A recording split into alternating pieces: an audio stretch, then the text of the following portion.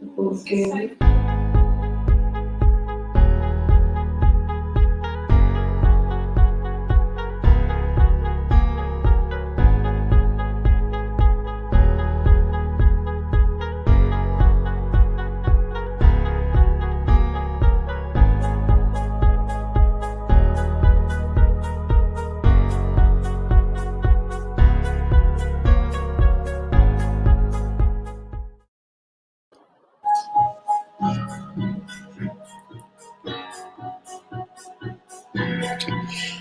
Já.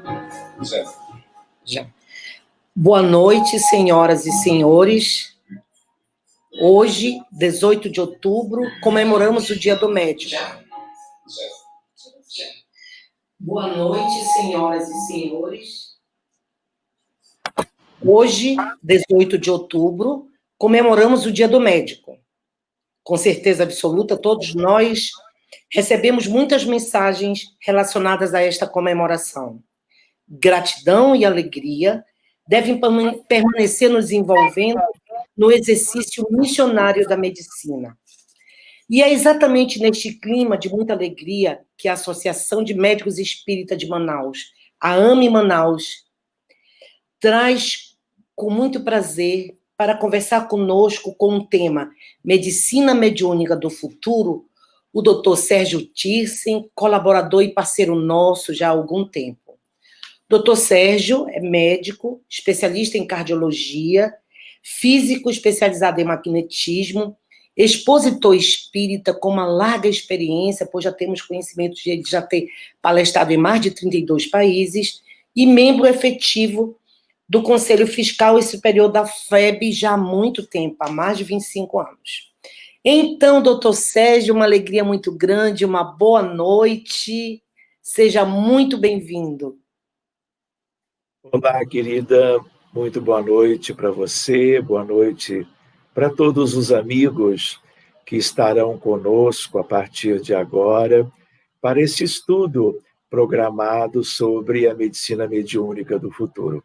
É uma grande alegria poder estar com vocês em Manaus, no Amazonas, e que possamos fazer um bom trabalho procurando repercutir essas questões da fronteira entre medicina e espiritualidade, que é um tema bastante atual. Muito obrigado, doutora Lourdes.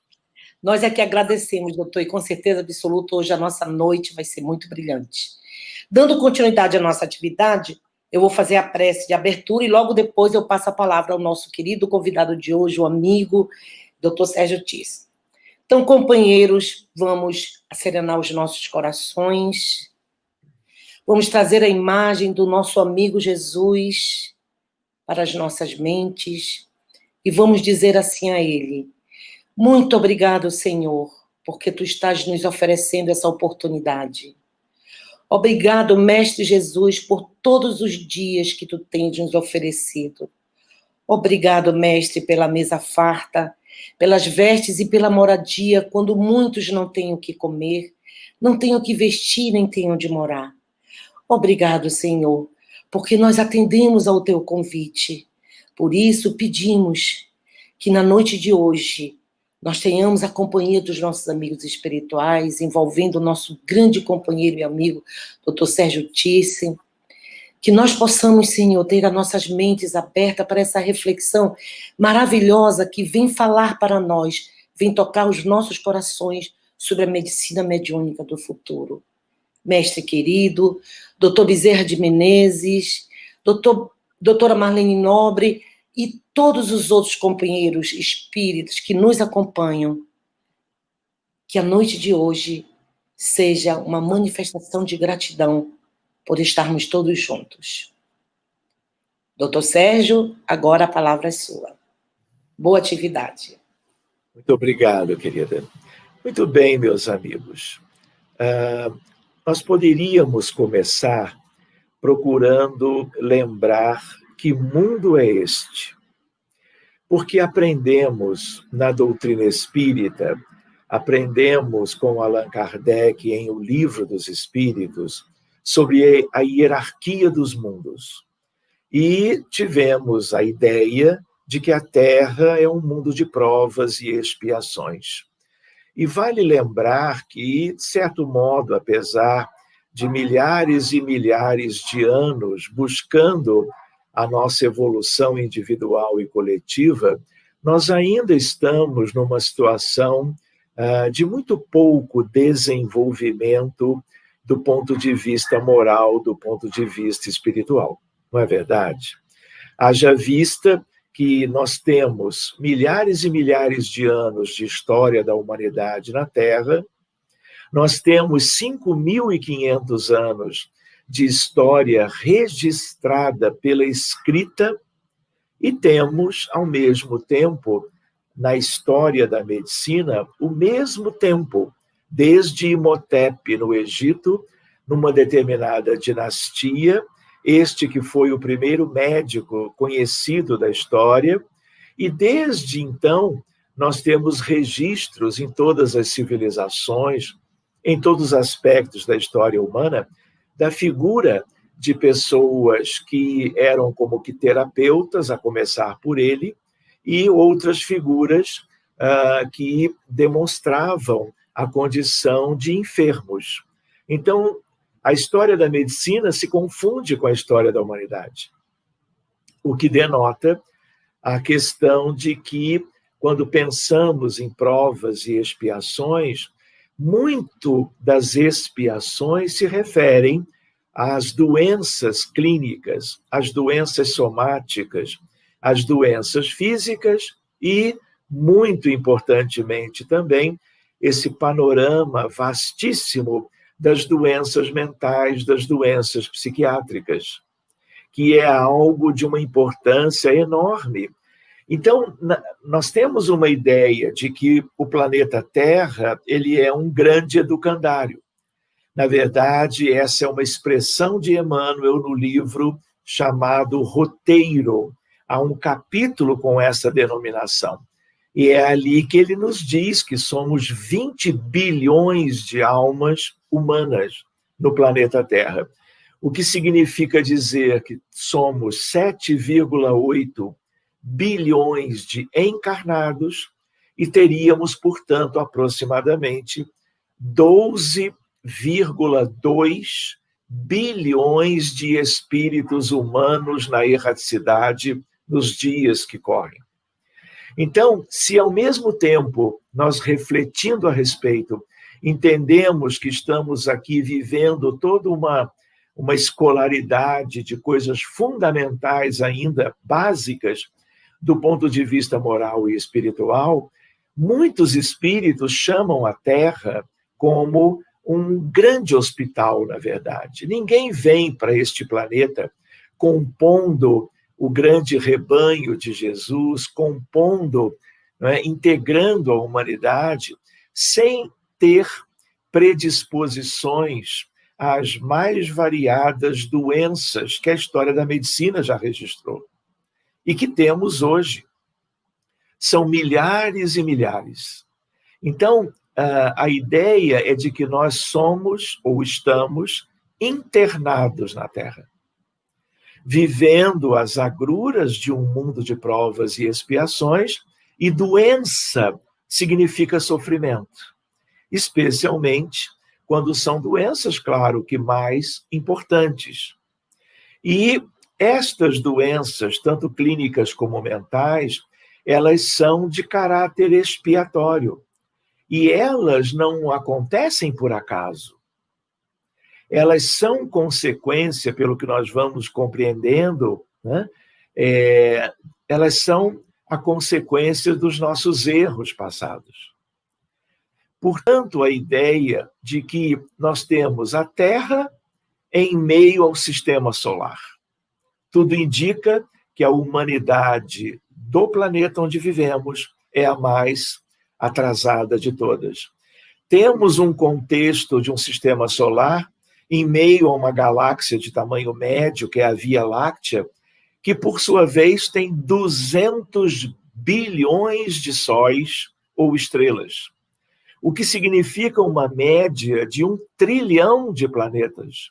Então, a Terra, só em termos de Via Láctea, não é o único planeta hospital, mas é o nosso. É o único que nós conhecemos um pouco melhor. E por que nós, à guisa de comentários iniciais, comentamos assim? Porque nós nos acostumamos com esta realidade. Mas a Terra não é referência de mundo. É um mundo de escolaridade básica e é um mundo onde vivemos almas muito imperfeitas e por causa das transgressões às leis de Deus que cometíamos no passado e ainda as cometemos, nós estamos adoecendo o tempo todo. De tal maneira que a instituição, né, que é das mais conhecidas no planeta, é exatamente hospital. E não é apenas no mundo físico, no mundo onde nós estamos reencarnados agora. Do outro lado da vida, à guisa do exemplo dos hospitais de nosso lar, onde André Luiz Dalí nos trouxe vários subsídios, nós vemos que todas as colônias próximas à crosta planetária têm hospitais, independente de quem sejam os administradores, os mantenedores, se são ligados ao cristianismo, ao islamismo, ao judaísmo. Não é isto que importa. Importa é nós termos uma ideia das nossas predisposições a vivermos as doenças. Tanto é que é muito difícil que alguém viva uma vida de 80, 90 anos sem ter adoecido inúmeras vezes. Nós temos pessoas que os diagnósticos já são feitos intraútero. Nós temos doenças congênitas inúmeras. Nós temos as doenças pediátricas durante todo o período da infância. Nós temos a medicina da adolescência, porque os adolescentes também adoecem, e por aí vai durante todo o longo percurso da vida adulta. Então, a Terra é um planeta hospital e nós somos aqueles que estamos predispostos a inúmeras questões e doenças de um modo geral. Doenças infecciosas, doenças degenerativas, doenças inflamatórias, doenças neoplásicas que têm a ver com o câncer de um modo geral, doenças mentais que são verdadeiras pandemias mundiais, o que denota, vamos dizer assim, a nossa condição espiritual. Porque, como nós somos médicos e espíritas, nós aprendemos por uma medicina acadêmica convencional que, a princípio, só existe o corpo. Não é? Nós temos tomografia computadorizada, helicoidal, nós temos o PET scan, nós temos ressonância nuclear magnética funcional, ultrassonografia, métodos variados de imagem, nós temos exames inúmeros de laboratório, cada vez mais refinados, sofisticados, avançados, mas tudo isso é para contemplar o corpo físico. E é verdade, nós temos que progredir na ciência médica buscando entender cada vez melhor tudo que diga respeito à doença e enfermidade, né? E as questões do corpo são fundamentais. Mas com o advento da doutrina espírita, nós passamos a entender que o corpo é uma vestimenta carnal, é uma vestimenta física, aliás, algo descartável de tempos em tempos, não é? É uma vestimenta necessária, fundamental no processo evolucionário do indivíduo, mas muito antes de corpo, nós temos alma. Nós, na verdade, não somos o corpo, nós somos almas ou espíritos. E nós, então, nos utilizamos de um corpo que adoece tanto na doença clínica, como adoece também na doença mental. Mas tudo, na verdade, começa no espírito, que somos nós, que erramos muito e que passamos os nossos erros ou as consequências desses erros e transgressões para o perispírito, que é outro elemento de uma importância enorme para nós nos encaminharmos para uma medicina diferente, uma medicina que tenha como que um êxito maior, para que tenhamos de verdade um nível de cura que seja muito diferente do que nós temos agora, que ainda é muito superficial. Se nós temos uma dor qualquer, nós usamos analgesia, por exemplo. Se nós precisamos que o paciente fique inconsciente em terapia intensiva ou num ato cirúrgico, nós usamos drogas anestésicas, não é verdade? Mas a ideia é de que, se você tem uma neoplasia, por exemplo, um câncer, nós podemos utilizar de cirurgia para a retirada de tumor. Nós usamos a quimioterapia ou a poliquimioterapia, a radioterapia, imunoterapia, tudo isto para que o doente alcance, por exemplo, 5 anos sem sinais e sintomas mais daquele câncer. E aí nós ficamos, é um critério de cura oncológico para a maioria dos tumores, mas isso não é o nível mais profundo da questão que nos envolve.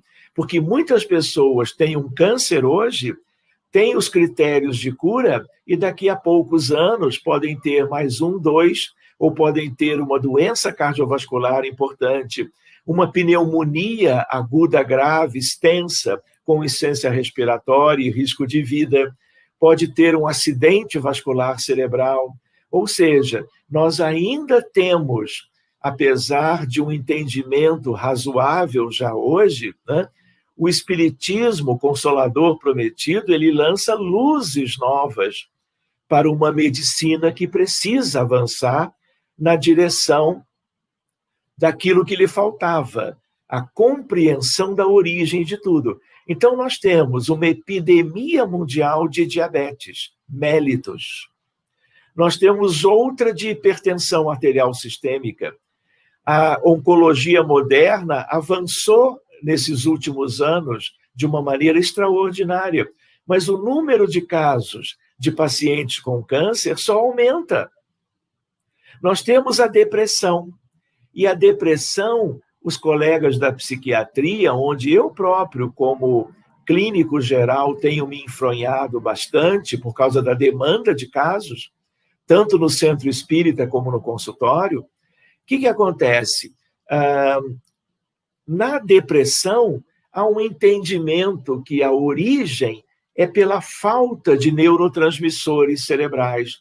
Diminui a ocitocina, a serotonina, a dopamina, o ácido gama-amilobutírico e outras. E aí, o que mais se usa hoje no mundo são antidepressivos. Há algum tempo atrás, quem é cardiologista vai lembrar, a droga durante décadas mais utilizada era a aspirina, o ácido acetil salicílico. Mas há muito tempo são os antidepressivos. É uma indústria imensa que tenta fazer frente ao grande desafio da depressão, que é uma pandemia. Todos os países do mundo têm a depressão como um problema de saúde pública, de tal maneira que o número de casos é crescente. E há uma grande relação entre depressão e outros problemas clínicos, tanto quanto há uma questão da relação da depressão com o suicídio. Mas depressão, se eu quiser, eu vou trabalhar um nível de tratamento que é de supressão de sintomas, de manifestações, usando o quê? Antidepressivos. Mas antidepressivo cura? Não, porque não age na origem, age nos efeitos. Então, muito da medicina que só enxergava o corpo, só consegue tratar os efeitos. Ninguém sabe de onde vem o diabetes, ninguém sabe de onde vem a hipertensão e uma infinidade de outras patologias. Por quê? Porque nós só vamos saber as origens quando nós passarmos como médicos numa medicina espiritualizada a verificarmos as questões de raiz, as questões causais, que são sempre espirituais, de tal maneira que nós poderíamos dizer depressão é doença do espírito, e no espírito tem que ser tratado. Então, nós temos ainda um longo caminho pela frente. Reconheço com os companheiros que estão participando do estudo o quanto nós ainda estamos lidando, né? Eu diria até muito tarde, né? Demoramos muito a podermos ter uma visão nova sobre tudo isto. Mas agora que temos, essa evolução, ela é irrefreável. Tanto é, meus amigos, que se eu for no site do NIH, que é o site de procura de artigos científicos na área da medicina, se eu for ali hoje e eu colocar palavras-chave, e é só de medicina, se eu colocar spirituality, que significa espiritualidade, eu tenho 23.500 artigos para ler. Ao mesmo tempo, se eu diminuo um pouco a procura e coloco spirituality e health, que é saúde, eu ainda assim tenho 13.000 pesquisas para estudar, para demonstrar o quanto nós estamos nos encaminhando para uma medicina em que as melhores universidades do mundo, e no Brasil não é diferente, né? Nós já temos disciplinas sobre medicina e espiritualidade, em todas elas praticamente. Umas começaram mais cedo, umas oferecem disciplinas eletivas e outras oferecem estas disciplinas como disciplinas obrigatórias. Então, esse tema, né, é um tema lindo, mas é um tema para um seminário, que um dia, sobre ele, tema, nós podemos combinar isto, né? É um tema, é uma questão para um fim de semana de reflexões, comentários e aspectos assim muito valorosos para nós, no sentido do quanto nós estamos abrindo uma porta, né, e adentrando um mundo novo, que não é novo. É novo porque só agora nós temos ferramentas para adentrarmos toda essa realidade. Mas uma vez adentrando, tudo isso é definitivo. E nós vamos mudando valores em tudo isso. Nós vamos deixar de contemplar certas questões.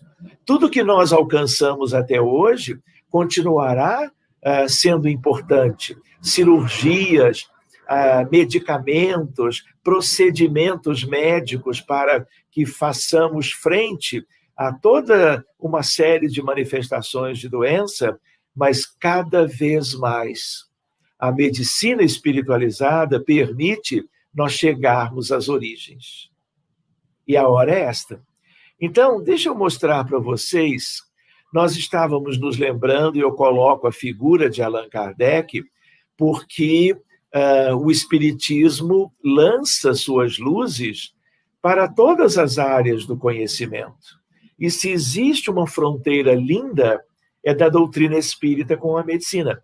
Mas existe outra com a astronomia, com a pedagogia, existe outra com a sociologia, o direito, a magistratura. Então, tudo que é importante, as artes, tudo pode ser iluminado pelos conhecimentos doutrinários espíritas. Por quê? Porque a doutrina espírita não é uma religião, né? Na verdade, é o Consolador, né, prometido por Jesus, e de sua origem divina, crística, a favor de toda a vida humana. Então, hoje nós temos uma pedagogia espírita. Hoje nós temos magistrados espíritas que fazem uma prece antes de tomarem uma decisão importante entre a promotoria e o direito de defesa num processo qualquer, de qualquer área do direito, sugerindo para nós mudanças em toda parte. Então, aqui, meus amigos, na questão da medicina, nós nos lembramos que é uma ciência linda, é algo que sempre existiu, porque, como aqui é um grande hospital, sempre tivemos doentes necessitando de ajuda, de tratamento, de compreensão das suas dificuldades e figuras de terapeutas procurando sanar essas dificuldades, esse sofrimento, e voltando para o tipo de mundo, a ideia de amenizando as questões expiatórias que são tão típicas da nossa realidade.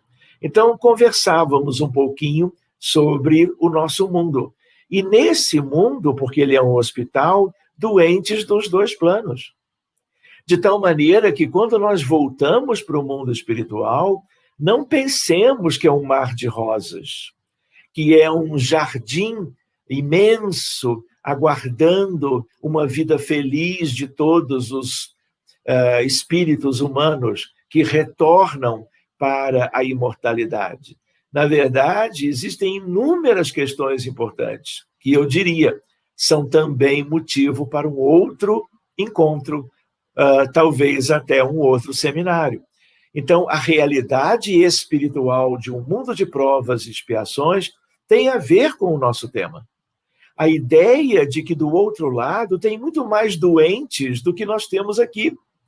Até porque a espiritualidade tem nos ensinado que dos dois lados da vida nós somos os mesmos, nós somos iguais.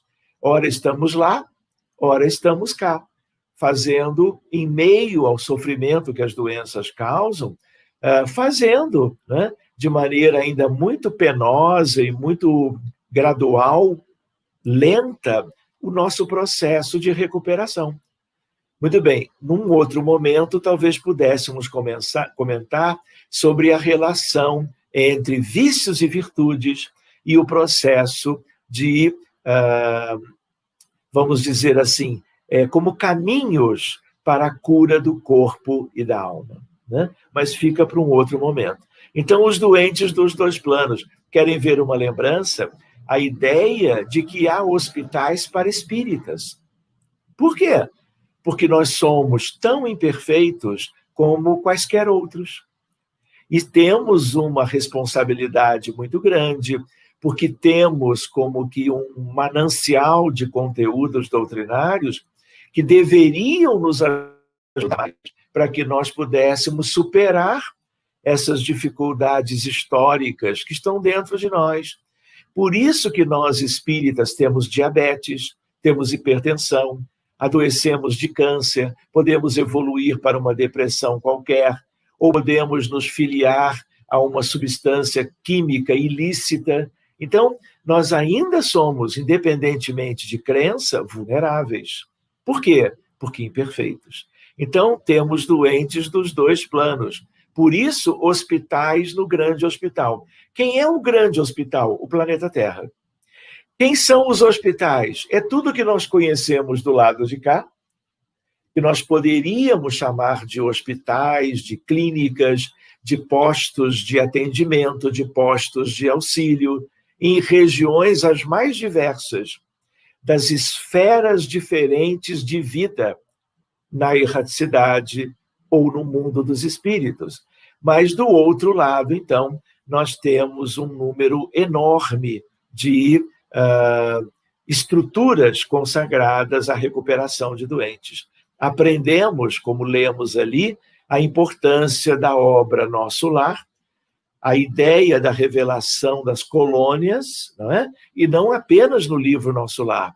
Depois, os mensageiros, missionários da luz, a série toda sobre o mundo espiritual, até o livro 13º, E a Vida Continua, não é? Nos revelando sobre a vida no mundo espiritual.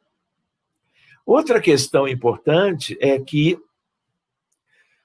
o título tem a ver a medicina mediúnica do futuro, mas claro que já se pratica hoje. Então, reparem, na superfície ou na crosta estão os doentes todos, com problemas clínicos e mentais. O centro espírita, a casa do caminho nos moldes do que nós aprendemos no livro de Emmanuel, chamado Paulo e Estevão, né? A casa de Pedro, fora a primeira igreja legítima do cristianismo primitivo, onde nós tínhamos os apóstolos, onde tivemos Jesus antes do drama do Calvário, curando em inúmeros momentos entre os terapeutas amorosos, o próprio Cristo e os doentes com lepra, hanseníase, com surdo-mudez, com paralisia, com cegueira, com hemorragia, com problemas reumatológicos, não é? Então, a ideia qual é? A ideia de que o centro espírita, ele está na crosta. Então, os médiuns numa equipe mediúnica, na verdade, eles estão todos ligando as esferas de vida do mundo espiritual e o plano físico, onde estão os doentes, que supostamente são aqueles que nós gostaríamos de beneficiar. E reparem, o centro espírita na crosta, no Rio de Janeiro, em Manaus, onde seja, ele está no meio do caminho entre realidades espirituais superiores que coordenam, que amam, que iluminam, que protegem, que cuidam, que velam, e as zonas inferiores, onde estão espíritos obsessores ligados aos doentes com problemas mais sérios no mundo inteiro. Eu poderia dizer para vocês, pelo menos, a se considerar melhor no futuro, quem sabe, mas algo que eu diria com toda a naturalidade: ninguém tem uma doença importante sozinho. Não estou falando de familiares que ajudam, não é? Não é isso. Eu quero dizer assim, não há doença importante sem obsessão. Sem espíritos que, mais ou menos conscientes, com mais de um tipo de vinculação, né, estão ligados ao processo de adoecimento. Por quê? Porque tem a ver com as questões antigas de cada doente de hoje. Então, se uma pessoa, um jovem, uma criança, tem crises convulsivas, repetitivas, algumas delas até fazendo parte de síndromes neurológicas relacionadas à eletrofisiologia, né? Na verdade, existem síndromes delicadas ligadas a questões genéticas. Quando nós abrimos um caso assim, há um mundo de questões para serem tratadas. Tratando-as com o recurso da equipe mediúnica, tudo muda. E eu vou mostrar alguns casos, talvez ainda hoje. Outra ideia, uma pessoa tem uma neoplasia, seja de colo de útero, seja de ovário, de próstata, de mama, de pulmão, de fígado, de cérebro, eventualmente de cólon, né? De estômago. Qual é a ideia? Ninguém está sozinho. Porque ninguém faz uma neoplasia num grau especialmente mais moderado ou grave, sozinho. Mas como é isto? Abrindo cada caso oncológico, nós encontramos contextos do pretérito. Pode ser qualquer dos tumores lembrados, pode ser um linfoma Hodgkin, um linfoma não Hodgkin, pode ser uma leucemia mieloblástica aguda, que é uma neoplasia também, né? Ou uma policitemia vera, com certas manifestações mais delicadas. O que acontece? Espíritos. Quando você cuida deles, o doente sempre melhora, em graus diferentes, dependendo do contexto mais global, né? Mas a equipe mediúnica, ela tem que ser capacitada para lidar com contextos mais profundos.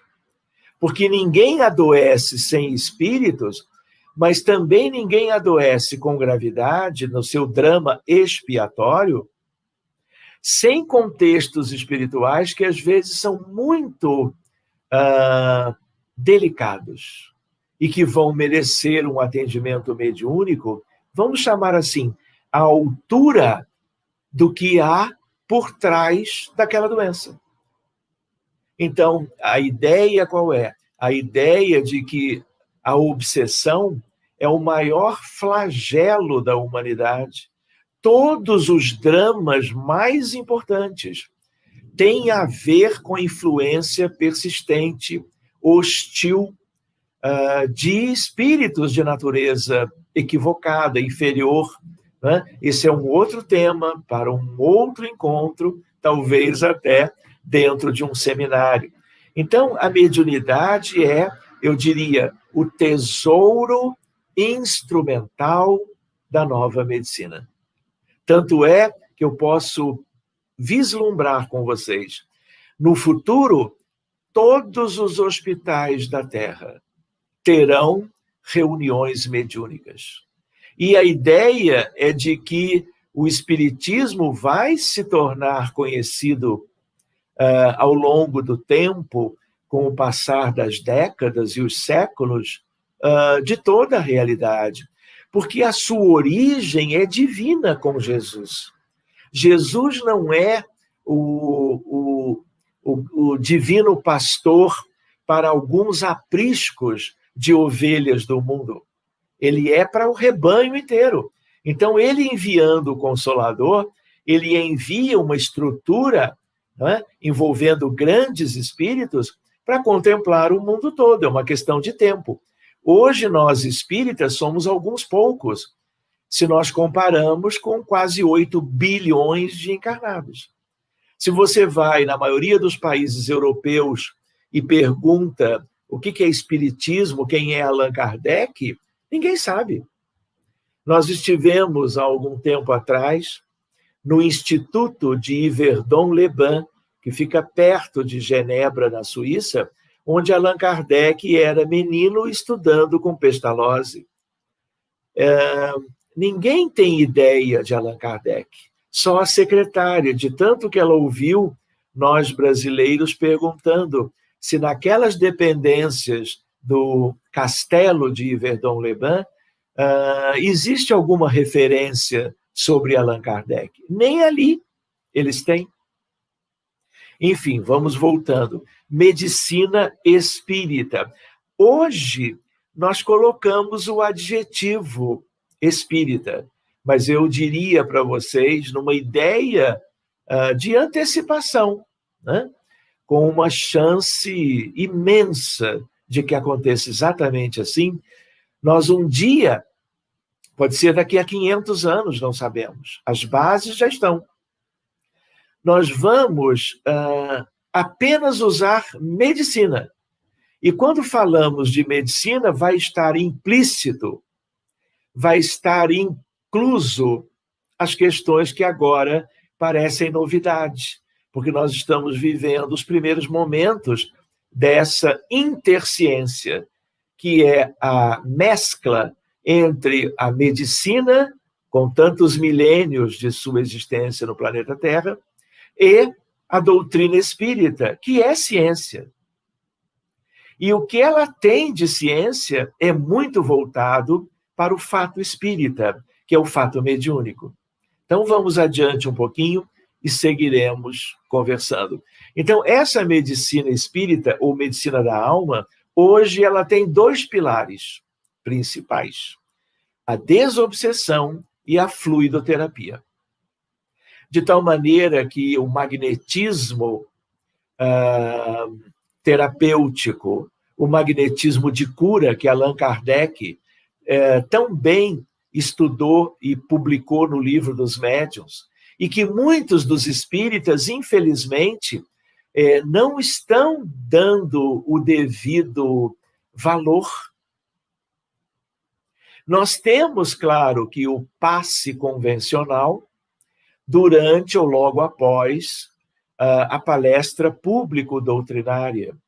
Nós temos a fluidificação das águas, mas nós podemos, e nós vemos isso em inúmeras casas espíritas do mundo todo, nós mesmos temos nos enfronhado e procurado divulgar essa questão, a ideia de uma fluidoterapia, não a do trabalho público apenas, mas uma fluidoterapia para doentes, em ambientes do centro espírita, consagrados com macas ou camas para os doentes com câncer, com problemas cardíacos, com problemas hematológicos, com problemas digestivos sérios e mentais, deitarem para receber uma ajuda a partir de médiums ou de colaboradores que, mesmo não tendo mediunidade ostensiva, têm o fluido magnético e, aprendendo a lidar, serão agentes auxiliares nessa nova medicina. Então, os dois aspectos mais importantes seriam a desobsessão, porque há espíritos sempre, e quando nós cuidamos deles, o quadro todo tem uma evolução melhor, e a questão da fluidoterapia. E nós tínhamos lembrado a questão do centro espírita e a Casa do Caminho. Então, o centro espírita é um hospital? Não. O lugar mais importante na sociedade é a casa espírita, sendo aquela que vai permitir a divulgação da doutrina. A divulgação pela palavra e a divulgação pelo exemplo. Mas a igreja primitiva era um grande hospital. Claro que era pequeno em comparação ao que temos hoje na realidade, mas era como que um ambiente para receber doentes. Era um ambiente de cura, de magnetismo. Todos os apóstolos, além do próprio Divino Mestre Jesus, eram excepcionais médiuns de ectoplasmia e com outras expressões mediúnicas também. Por isso que os paralíticos andavam. Por isso que os cegos tinham de volta, de algum modo, a sua visão. E assim sucessivamente. Né? Existem outras questões, eu me lembrei agora de um evento muito bonito dos apóstolos, né?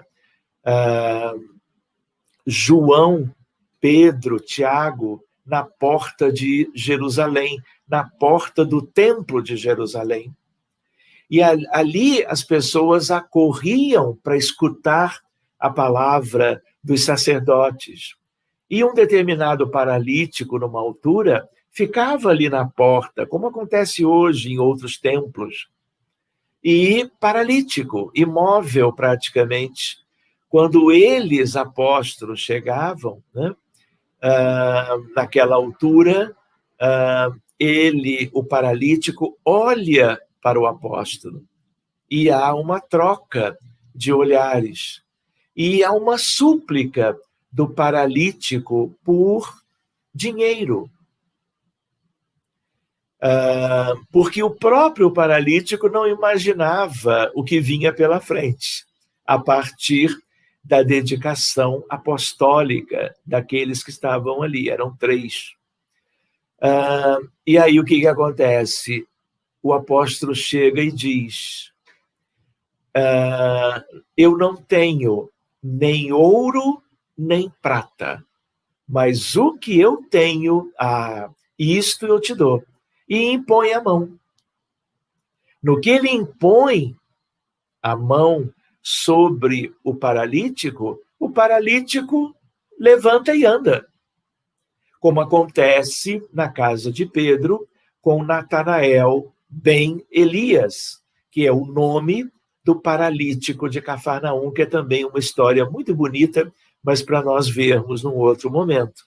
De tal maneira que essa é a fluidoterapia. É o fluido vital que vem do duplo etérico, que vem, vamos dizer assim, com a relação com o ectoplasma, que só o corpo físico possui. O mundo espiritual não tem ectoplasma. Por isso que muitas reuniões é natural que se tenha médiuns de ectoplasmia no ambiente que tem a ver com o chamado magnetismo de cura. Tentando agilizar um pouquinho o nosso estudo, para termos uma ideia, abordagem espírita das doenças mentais.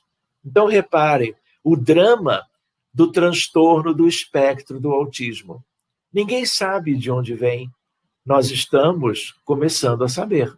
Mas pela psiquiatria convencional, não é? O número, olha a figura do gráfico, um crescimento exponencial do número de pesquisas e do número de casos no mundo inteiro. Há 20 anos atrás, quem é médico hoje e teve a sua graduação, pós-graduação, etc., residência, há muitas décadas atrás, nunca tinha ouvido falar em autismo. É uma doença, um transtorno que foi descrito por Leo Kanner em 1943. Portanto, temos há 77 anos o primeiro trabalho, com 11 casos. E aí, o que acontece? Houve um crescimento avassalador. Isso tem a ver com transição planetária, isso tem a ver com providências do alto para que esses espíritos com certas dificuldades sejam bem acolhidos pelos respectivos pais, familiares e médicos e outros profissionais dentro de uma multidisciplinaridade para beneficiar as nossas crianças dentro do transtorno do espectro do autismo. Então, há 20 anos atrás, nós tínhamos um caso de autismo para cada 15 mil crianças nascidas normais. Neste slide, nós temos uma ideia do CDC de 2014. Já era uma criança para cada 68. Na última estatística, uma criança para cada 59. Nós vamos aprendendo a auxiliar em todas essas questões, como espiritualizando a psiquiatria. De tal maneira que a reunião mediúnica de desobsessão e a fluidoterapia espírita, haja vistas várias alterações cerebrais, pequenininhas, mas muito relevantes, que o encéfalo, o cérebro dessas crianças apresenta, né, incluindo o aumento da inflamação, aumento de PCR no plasma dosado, a ideia de um cérebro inflamado dificultando o neurodesenvolvimento, aí entra a fluidoterapia. Mas para que a fluidoterapia tenha melhor efeito, nós temos que trabalhar a questão antes da desobsessão. Porque senão, não é, o conjunto dos espíritos, eles vão embarreirando o benefício da própria fluidoterapia. Eu diria que há aí, vamos dizer assim, toda uma ciência, que é a médica, que nós temos que trabalhar encontrando espaço para isto. Vejam a questão de uma revista, que é a melhor revista europeia de medicina, The Lancet, 2013, as montanhas dos problemas psiquiátricos. E em azul, a depressão. Logo depois, a ansiedade. Por causa da pandemia, o número de casos dobrou. Tanto no Reino Unido, como nos Estados Unidos, como no Brasil. Dobraram os números da depressão e do suicídio. Dobrou também dos distúrbios de ansiedade, de dependência química, de alcoolismo e de suicídio. Para que nós tenhamos, de novo, com estas estatísticas, aliás, muito tristes, não é? Uma ideia de que mundo é este, de quem somos nós. Isso aqui não é referência de mundo para nada melhor do universo. Assim como você vai, eu gosto de lembrar disso, como você, por exemplo, você vai a Paris, vamos dizer, quem possa ter ido um dia, você vai pensando numa questão de conhecer o Louvre, que é o melhor museu do mundo, a Torre Eiffel, o Palácio de Versalhes, que fica um pouco distante da própria Paris. Você quer visitar Notre-Dame, você quer visitar inúmeros aspectos, a Champs-Élysées, por exemplo, né? Mas você não vai a Paris para visitar um hospital de la Salpêtrière, que tem a ver com a Sorbonne. Ele é lindo de se visitar, né? Mas ele é um hospital, então você não vai fazer uma viagem né? Para ter uma ideia de Paris, você não vai no hospital de Paris. Paris é a cidade-luz, é uma outra questão. É a mesma coisa no universo. O que é a vida típica divina não é o que nós temos aqui. Deus está aqui, claro, né? Mas é um grande Pai, não é? Pela providência dele, reunindo num planeta que é um dos muitos hospitais da vida universal, aqueles que precisam de uma determinada conciliação com a lei divina, de uma determinada medicina que agora vai seguindo nessa direção. Eu me lembro de Manaus, há 3 anos atrás, né? Um amigo querido nos telefona, convidando para que nós fizéssemos no Congresso Amazonense de Cardiologia a abertura do Congresso. E eu acreditava que ele ia convidar para eu falar de arritmias cardíacas, de miocardiopatias dilatadas, de transplantes cardíacos, de doença valvular crônica reumática, arritmias severas, enfim, aspectos da cardiologia moderna.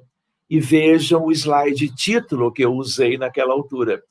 Por quê? Porque já vai existindo uma mentalidade a favor de algo lindo que se chama a fronteira espiritualidade e medicina. E aqui não é o exemplo quanto às doenças cardiovasculares. Aqui, na Sociedade de Cardiologia do Rio de Janeiro, nos chamaram, né, numa altura, também no mesmo ano de 2017, para que eu conversasse com os colegas cardiologistas sobre repercussões fisiológicas determinadas por aquilo que está muito em voga em medicina, que é religiosidade e espiritualidade, denotando os passos que estão sendo dados nesse sentido. Aqui uma ideia de uma reunião de fluidoterapia aqui do nosso lado, em que nós temos um amplo salão, nós temos uma equipe fazendo a abertura do encontro e pessoas doentes, nas macas, doentes de todo tipo de patologia, recebendo a fluidoterapia espírita, que é um dos pilares da medicina da alma, a nosso ver, pelo menos nos dias atuais. Vocês lembram de Nosso Lar? Aqui a mesma fluidoterapia. Aliás, se nós temos a fluidoterapia no lado material da vida, no plano físico, é porque nós estamos tendo notícias do além. E muitas notícias vieram por André Luiz. E a ideia de Clarencio, por exemplo, aplicando passes e a fluidoterapia no abdômen de André recém-desencarnado, num pós-operatório de uma cirurgia que tinha por objetivo o tratamento cirúrgico, a retirada de um adenocarcinoma de cólon. E aí ele foi para o mundo espiritual ainda precisando de tratamento. Então, meus amigos, talvez durante mais ou menos uns poucos minutos, para nós ilustrarmos algumas questões ligadas a esta fronteira, se vocês me permitirem, eu poderia contar alguns casos para vocês, porque eles são ilustrativos. Muito bem, então vamos adiante. Esse é o caso do Rodolfo. Eu estava numa quinta-feira em Copacabana, no nosso grupo espírita, com uma lista de casos para que a equipe atendesse. Algo que eu programo direitinho para que a reunião seja a mais produtiva possível. Quando eu estava quase fazendo a prece de abertura, uma trabalhadora que havia se atrasado, a Isabel, ela chega muito assim ansiosa e logo que ela entra, né, ela diz: Sérgio, temos que atender hoje mesmo um caso. Eu falei: tá bom, Isabel, espera só um pouquinho, procure se adequar à reunião, vamos fazer a prece E se é assim, a Isabel é da área da saúde. Você, então, vai nos contar o caso. Dito e feito, fizemos a leitura de Emmanuel, fizemos a prece de abertura, e, apesar de ter a minha lista de casos que eu pretendia atender, eu falei, Isabel, o que houve? Aí ela fala de Rodolfo. A Isabel é fisioterapeuta, e a esposa de Rodolfo também.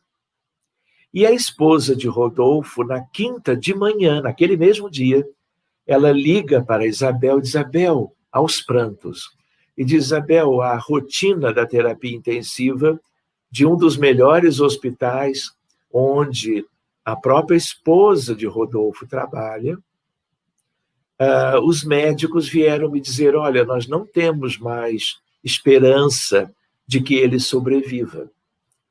E aí ela conta toda a história para Isabel, e a Isabel, ao chegar na reunião, me coloca a par. Qual era a ideia? Rodolfo, um jovem no Rio de Janeiro, completamente rígido, faz uma gripe, né? A partir deste quadro viral, ele evolui para uma pneumonia bacteriana pneumocócica, que, em geral, ainda mais em jovens, tem uma evolução muito boa. Muitas vezes, até, uma pneumonia pode ter uma recuperação até sem o uso de antimicrobianos, apesar de que nós sempre os utilizamos, escolhendo o melhor para aquele patógeno. Pois bem, eles fizeram isto e o Rodolfo, em vez de melhorar com a terapêutica proposta em ambulatório, em consultório, ele vai piorando e ele desenvolve uma pneumonia bilateral extensa, grave, com insuficiência respiratória aguda. Vai para esse hospital, entra pela emergência, é levado direto para o CTI, e essa fotografia é dele internado em coma induzido em prótese ventilatória, como nós costumamos dizer. Pois bem, por que ligaram, por que houve aquele encontro e aquela emoção toda da esposa? Porque algo muito incomum, quando ele é colocado em prótese, em geral nós deixamos o paciente com 30% de oxigenação, 40% nós chamamos de FiO2. E aí o que acontece? Ele ameaçava fazer uma parada cardíaca. E os colegas tiveram que mantê-lo com um oxigênio a 100%, que normalmente na terapia intensiva nós não utilizamos, a não ser durante alguns minutos numa situação de pós-parada cardíaca. Pois bem, Rodolfo permaneceu durante 15 dias usando obrigatoriamente oxigênio a 100%. Quando tentavam diminuir a concentração de oxigênio no ar inspirado, o coração bradicardizava. Eles aumentavam de novo e o coração voltava a uma frequência razoável. Por isso eles entenderam, olha, senhora, nós usamos tudo o que nós sabemos. Não é? É um hospital de alto nível. E ele não responde a nada. E aí a reunião entre a rotina da terapia intensiva e a esposa foi nesse sentido, olha, estamos esgotando as possibilidades do tipo, então, prepare-se para o pior. E aí que ela liga para Isabel. Pois bem, quando eu ouvi essa história, eu falei, eu vou deixar a minha lista de lado e vamos cuidar do Rodolfo. Isso é uma emergência, vamos dizer assim, né? Risco iminente de vida por esse cenário clínico. Abrimos o caso, como costumamos dizer, guerra. E em tempos muito antigos, o Rodolfo de hoje havia gerado muito sofrimento como, vamos dizer assim, um general, fazendo uma analogia, né? Na época não se usava esse termo. de tal maneira que o cenário que os médiuns viam era um cenário de completa destruição, de espíritos, mesmo depois de tanto tempo, ainda em condições andrajosas, rastejando pelo chão, estropiados, sangue, né, manchado, né, em diversas partes do corpo e dos uniformes, porque havia sido um confronto entre dois exércitos. E ele era um comandante muito austero, para dizer pouco. Pois bem, existem recursos, não vamos poder entrar hoje em detalhes, faria parte, talvez, de um seminário. Existem recursos para nós cuidarmos, em vez de um de cada vez, de todas aquelas vítimas, de todos ao mesmo tempo, usando campos magnéticos que vamos aprendendo com os recursos da física, mas tudo muito simples. É só nós nos debruçarmos sobre esse tipo de estudo. Enfim, tudo aquilo que foi visto foi tratado. Então, eram centenas de vítimas dos dois exércitos. E Rodolfo tinha toda uma responsabilidade naquilo. Todos eles foram resgatados. Os seus perispíritos sanados, em relação a tudo que os perispíritos aqueles sofreram por ocasião daquele conflito, e eles foram separados de Rodolfo, porque o sofrimento deles pesava sobre o sistema imunológico, sobre a condição física de Rodolfo. E eles são levados para postos de atendimento e hospitais de uma colônia que nos dá cobertura para essas atividades. E aí, como eu tinha uma lista de outros casos para ver na mesma tarde, eu falei, olha, então, diante de tudo que se pôde fazer por todos estes irmãos, eu vou encerrar para ver os outros casos. Quando eu penso e começo a dizer isto, uma médica pediatra, Soraya, ela diz, alto lá, levanta o braço e diz, Sérgio, o espírito tal pede que eu te dê um recado. Se você, Sérgio, quer ajudar Rodolfo mesmo, é preciso continuar. Ou seja, eu pensava de dosar as horas de trabalho para contemplar mais casos, mas veio logo um alerta, é preciso continuar. E aí veio uma outra questão, não vou entrar em detalhes, mas é uma questão da vida atual de Rodolfo. Por causa de inveja, por causa de questões de trabalho, havia um colega que havia feito um trato com uma espiritualidade inferior para que Rodolfo adoecesse e morresse. Isso existe num mundo tão atrasado ainda como o nosso. Quando eu aceitei a ponderação do espírito que desejava que a reunião a favor de Rodolfo continuasse, nós nos deparamos com esta questão, com o mesmo grupo de médiuns, cuidamos de tudo que aquela demanda requeria, graças a Deus, a equipe e estudo e preparo para isto também. E aí, depois que tudo foi sanado, neste segundo contexto, importantíssimo, porque esse contexto acionou o drama antigo, onde Rodolfo tinha responsabilidade. E aí, por causa dessa conjugação de fatores, o resultado estava ali no hospital.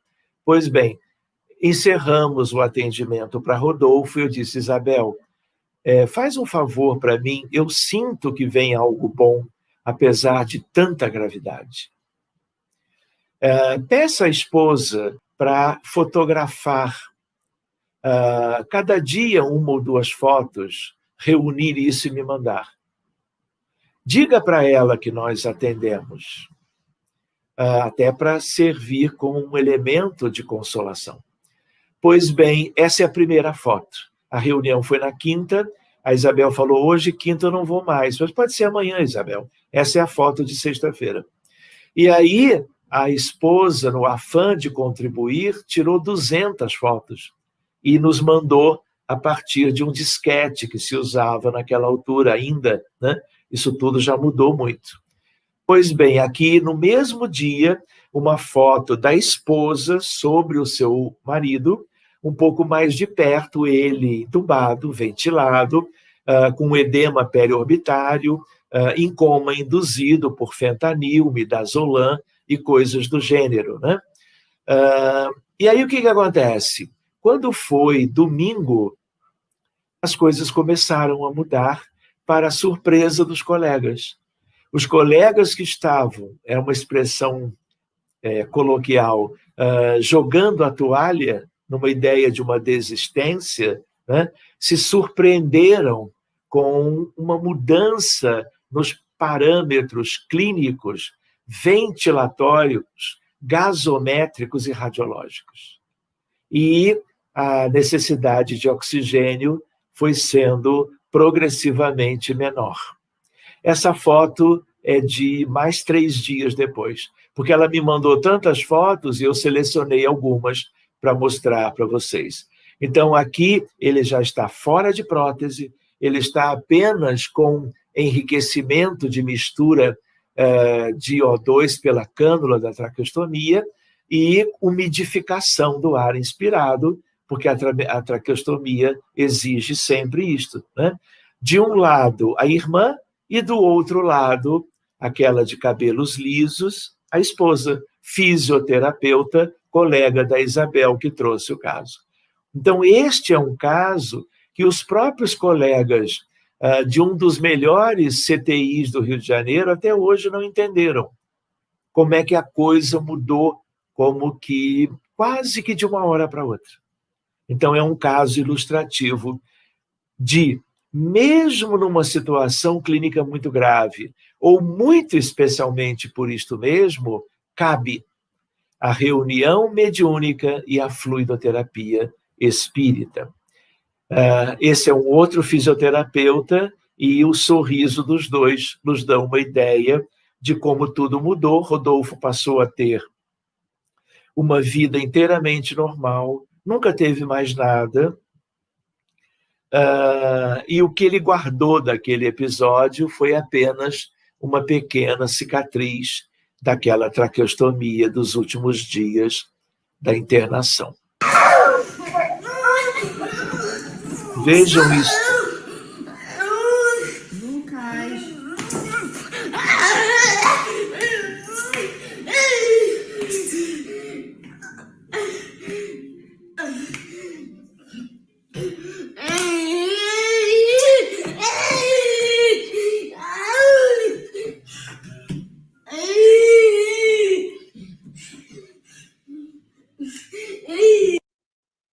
Amigos,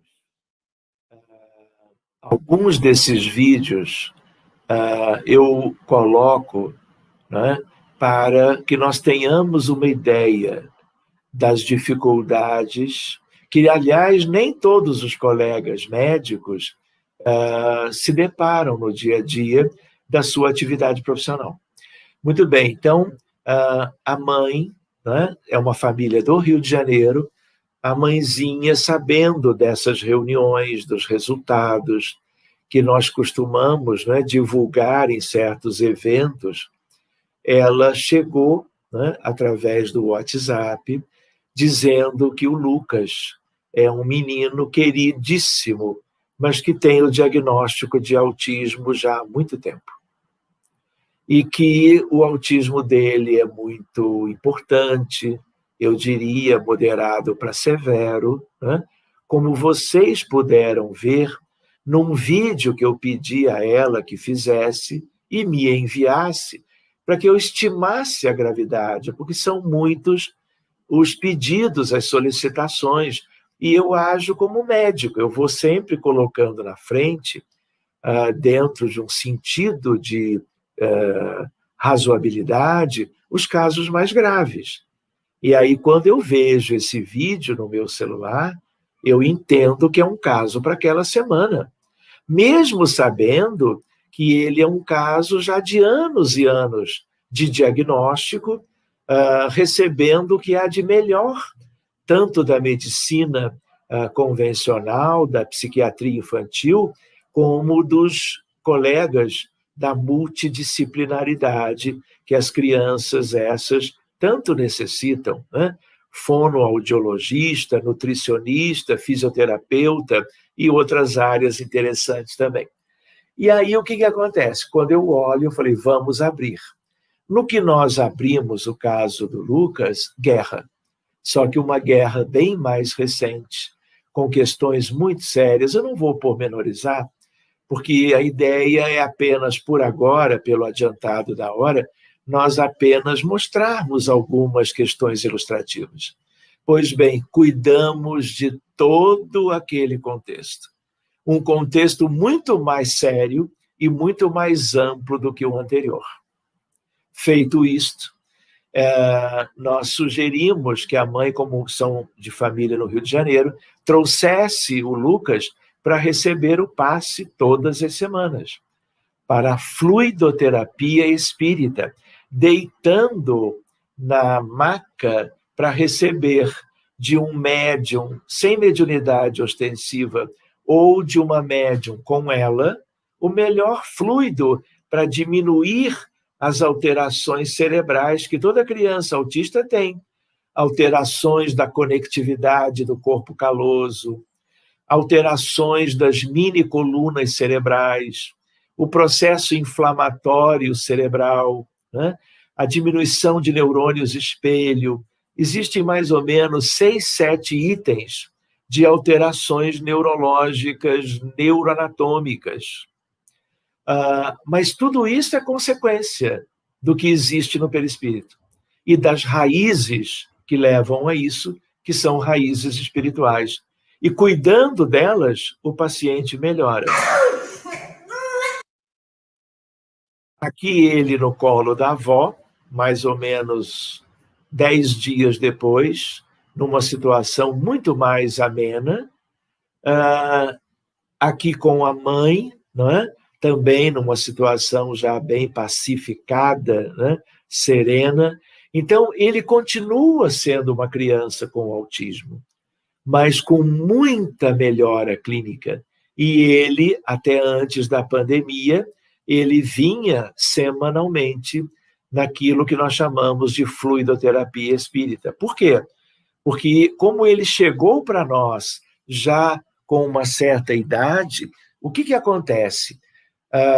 O cérebro já se desenvolveu com certas alterações. Para mudar isso tudo, nós temos que tratar a origem espiritual como fora feito, mas como que buscar a fluidoterapia reiteradamente, com vistas à mudança celular, biológica, bioquímica, do grande conjunto da anatomia e das funções da neurofisiologia desta criança, com o seu corpo, com o seu cérebro, com o seu encéfalo.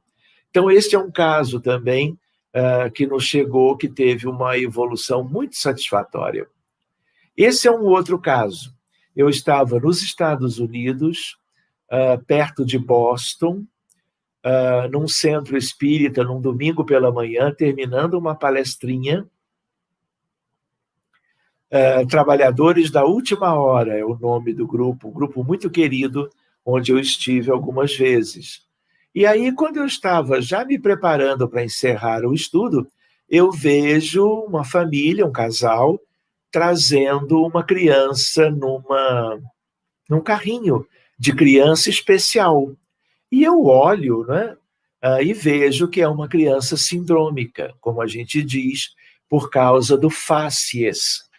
Pois bem, esperei a reunião terminar, né, concluímos a exposição doutrinária, ficamos para conversar, porque alguém da direção da casa tinha solicitado aos pais que viessem ter conosco para conversar sobre a Ana, né? E, dito e feito, ficamos uma meia hora conversando e elas me explicaram, né, tanto a irmã mais velha, o pai e a mãe, que ela nasceu com um problema genético, neurológico, e ela tinha muitas convulsões. Pois bem, aí eu pedi, olha, eu vou voltar daqui a alguns dias para o Brasil. Me manda os vídeos dela em crise. E aí esse é um deles.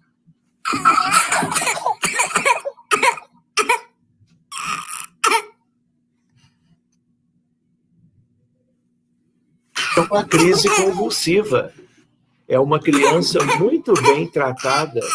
Ela não está fazendo uma crise de ansiedade. Ela está muito bem alimentada, muito bem envolvida amorosamente. É um período de crises. Aconteciam 30, 40 crises por dia. Não eram crises tônico-clônicas generalizadas, mas eram crises espásticas.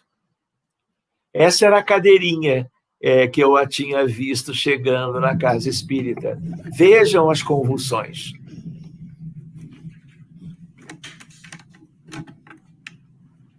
É como estado de mal epilético. Uma atrás da outra.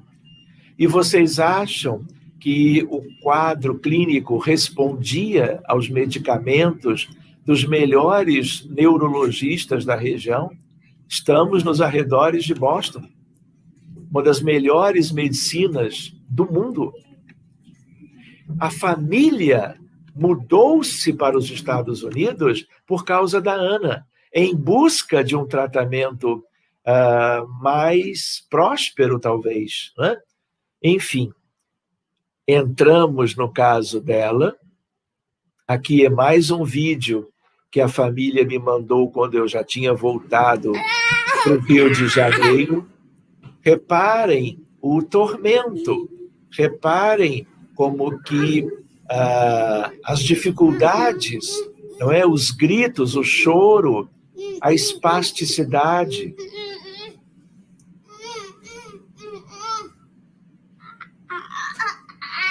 Vocês já imaginaram isso todos os dias? Enfim, para resumir, abrimos o caso o quanto antes, guerra. E ela tinha muita responsabilidade num determinado cenário de guerra. Cuidamos, cuidamos, cuidamos. Quando foi um mês depois, sem que eu tivesse notícias, eu recebo um vídeo. E era um vídeo que mostrava a Ana, agora com o irmãozinho, num parque, num domingo, numa ocasião que nunca tinha existido antes. Ela brincando, sentadinha, com todos os familiares, de tanta felicidade na família, pela condição melhor. Né? E todos ali naquela manhã de domingo, num outro domingo, claro, mais ou menos 30 dias depois do atendimento, em que ela estava...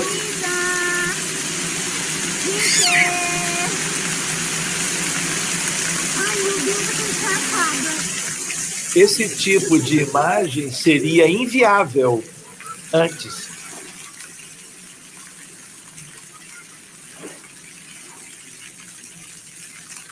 Essa é a irmã mais velha, adolescente.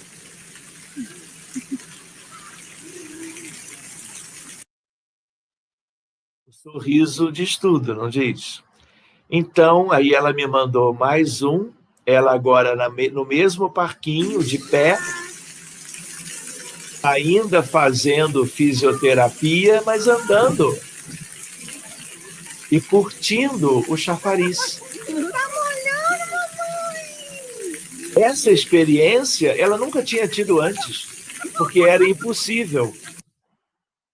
Pois bem, desobsessão.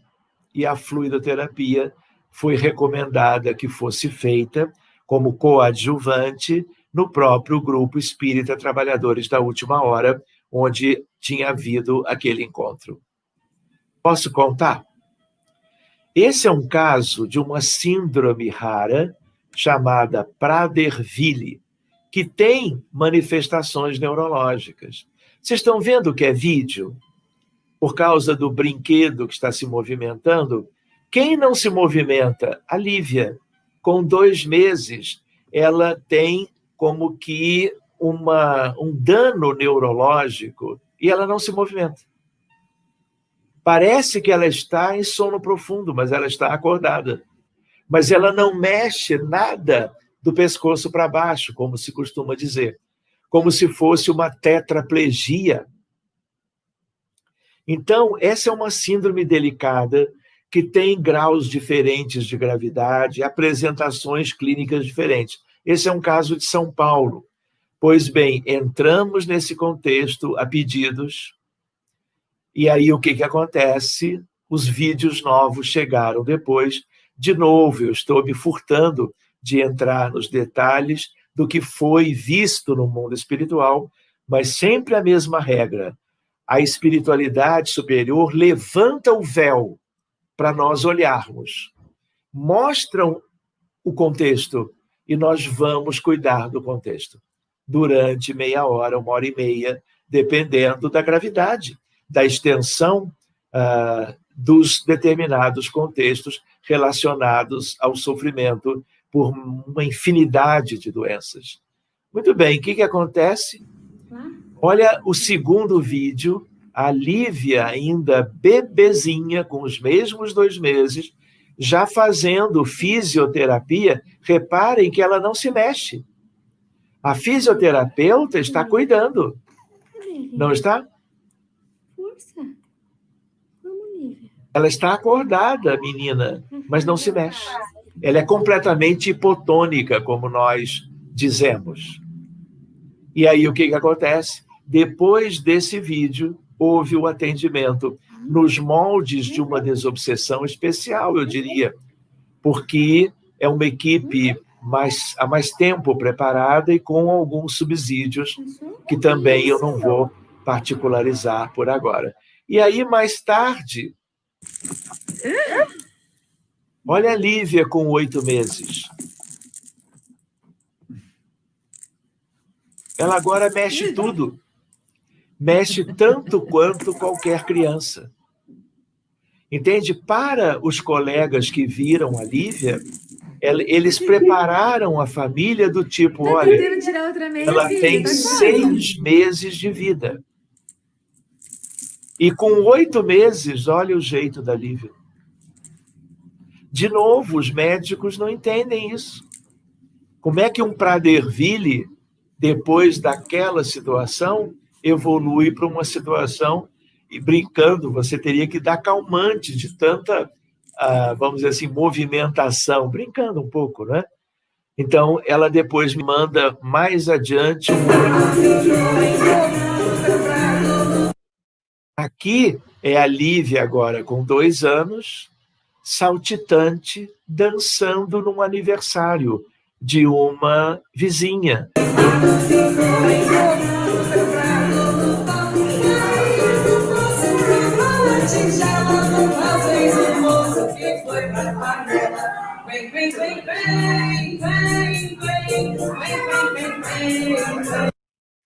Prader-Willi tem a ver com questões genéticas, mas tudo que é de origem genética, mutagênica ou hereditária, tem a ver com as questões da alma imortal.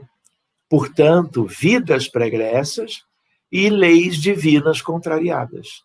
Ou seja, toda doença, generalizando, é colheita, é uma colheita obrigatória de uma semeadura que era livre, só que foi equivocada, como todos vocês.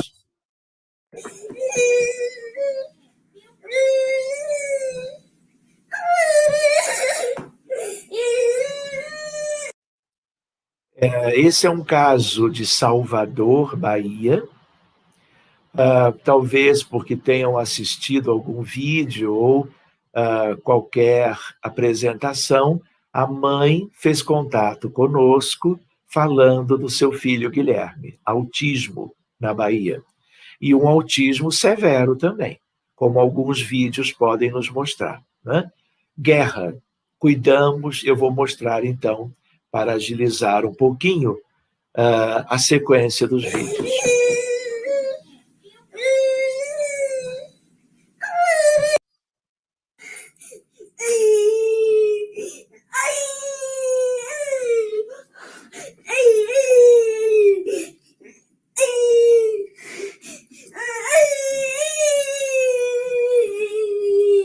Reparem de novo o desespero da criança, a autoagressão, dias e noites, anos a fio.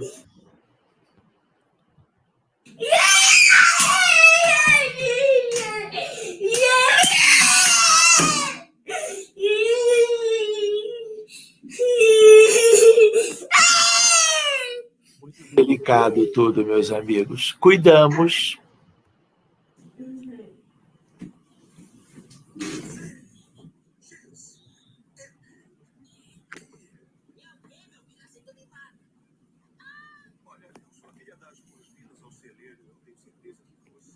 Gui, dá um tchau pra mamãe.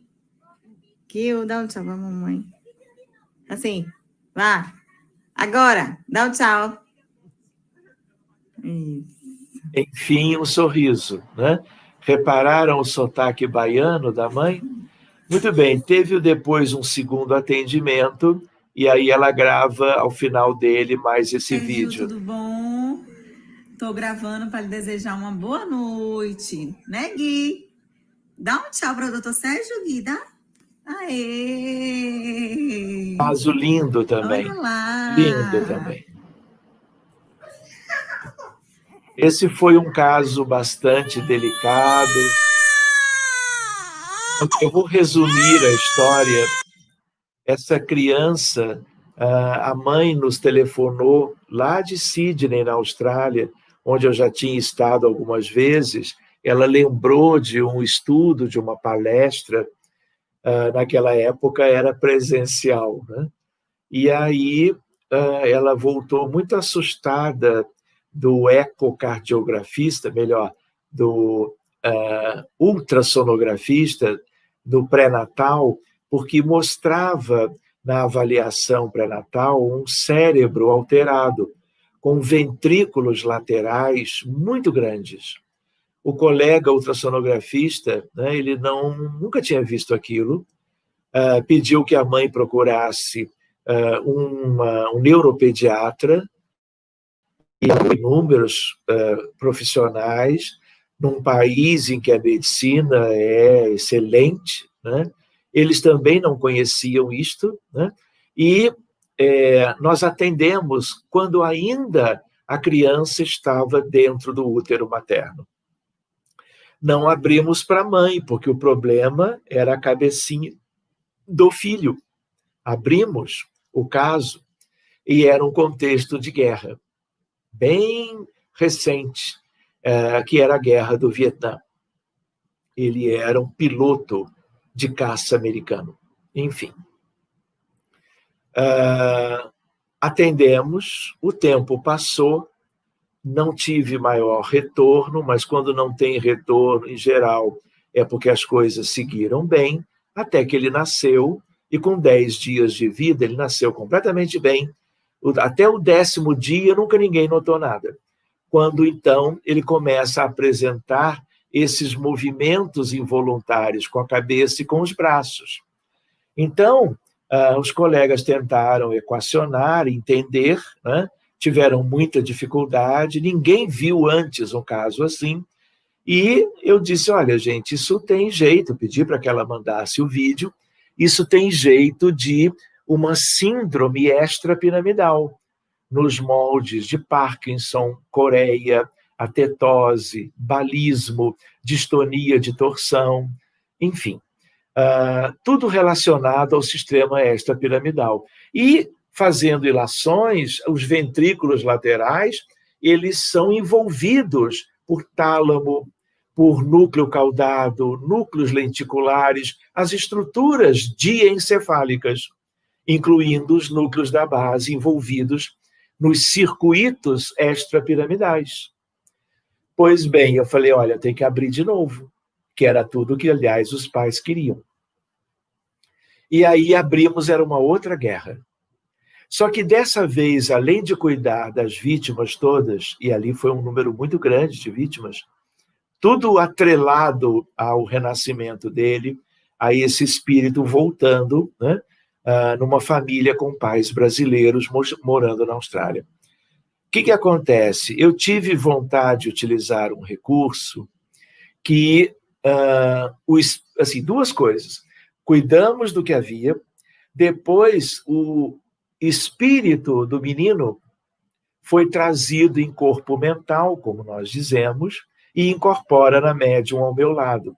Só que não bebê, mas numa figura de um jovem, já um espírito completamente arrependido do que havia feito e retomando a vida física agora com alguma questão kármica, mas muito sentido por tudo que tinha promovido, claro que cumprindo ordens dos seus superiores, mas fazendo aquilo com um pouco de ressentimento sobre o exército contrário. E foi ali que ele se comprometeu. Enfim, existe uma coisa que se chama ideoplastia, e eu vou resumir. Eu moldo, por conhecer neuroanatomia, eu moldo um cérebro novo, fluídico, forma pensamento, e ideoplastia são a mesma coisa. Está lá na codificação. E nós utilizamos o fluido da equipe, dos integrantes da equipe, e é como se eu materializasse um cérebro. Não chega a ser algo que todos veem, mas é algo formado de moléculas, de átomos, de partículas subatômicas. Então, essa estrutura, a partir de um determinado momento de elaboração mental, né? André Luiz se refere à ideoplastia várias vezes, ele começa a ficar iluminado pela ação do mundo maior a favor do êxito daquele empreendimento. E eu acoplo aquele cérebro no cérebro do espírito que estava ao meu lado, que é o próprio menino. E depois, assim como o anjo de guarda e a equipe o trouxeram de Sydney, o levaram de volta para perto do seu corpinho, praticamente de um recém-nascido. Pois bem, o que acontece? Ela mandou ainda alguns vídeos. Vocês nunca vão ver isto, no sentido destes movimentos. Isso aí é muito raro. Por isso que eu disse essa frase. Ele está alimentado, ele está trocado, higienizado, pais muito amorosos,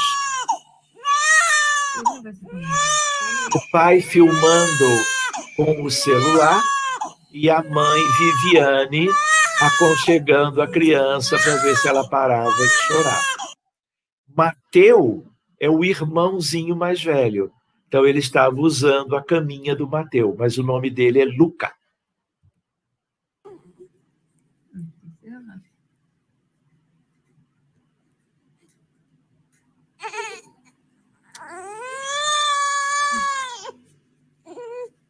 Calma, Luquinha. Vocês vejam que é atípico. São movimentos repetitivos de uma determinada frequência, são oscilações dos mesmos grupos ou segmentos do corpo, grupos musculares. Não é? Por quê? Porque esse sistema ele é modulador entre agonistas e antagonistas, que movimentam um determinado segmento qualquer do corpo, que não funcionavam. Pois bem, fizemos o segundo atendimento. Mais uma vez, ele ainda apresentando, isso é antes do segundo atendimento. O primeiro foi ele intraútero.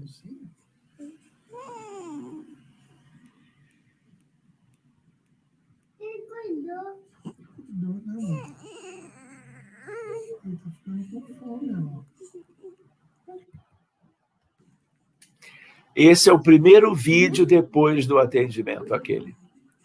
Reparem que os olhos, o olhar dele já mudou. O pai filmando com o celular de novo e a mãe, a Viviane, banhando a criança. Aí vocês já não vão ver mais nenhum movimento daqueles.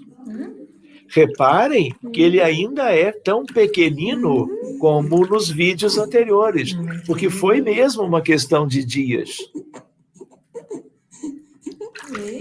Opa! Aqui, ele vestido logo depois daquele banho. Reparem o bocejo que ele vai dar agora, mas aquele tipo de tremor nunca mais aconteceu.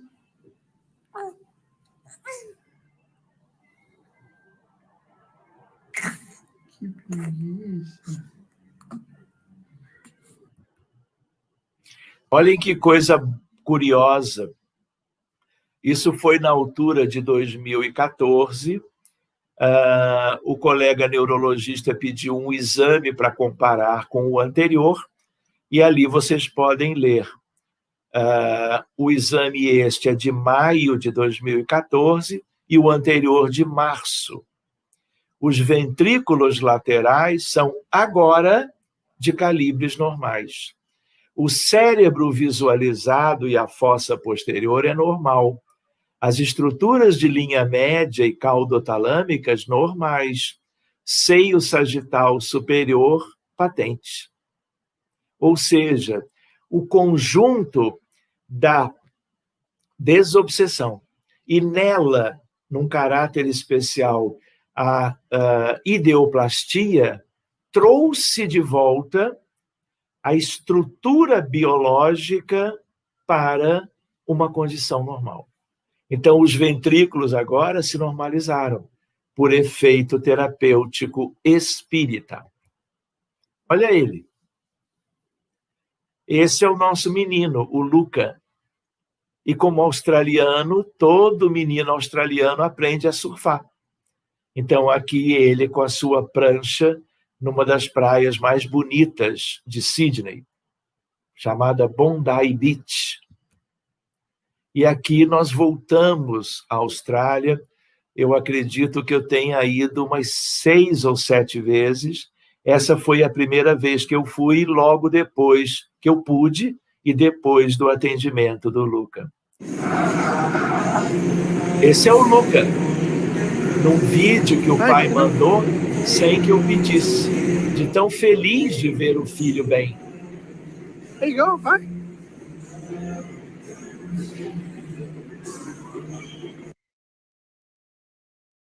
Esse é um caso delicado. Posso falar mais um? Mostrar mais um?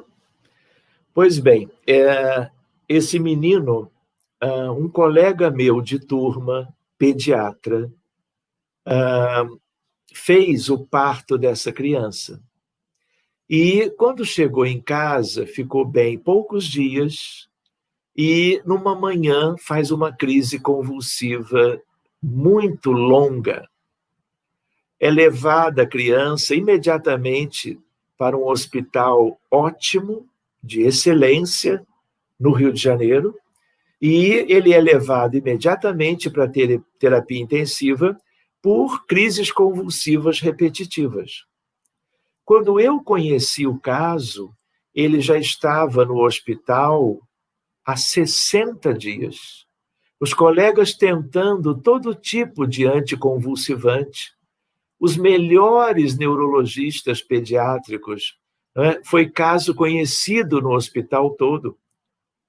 Pois bem, resumindo, tem uns detalhes até bem bonitos, mas eu vou resumir por causa do adiantado da hora. E aí o colega diz, olha, procurem o Sérgio, porque a minha filha, ela se despencou de uma montanha no Rio de Janeiro, escalando, e ela não morreu por muito pouco. Fez politraumatismo, fez traumatismo craniano, teve que ser operada, hospitalizada por várias semanas, e ele nos pediu o auxíliozinho e nós abrimos o caso e cuidamos.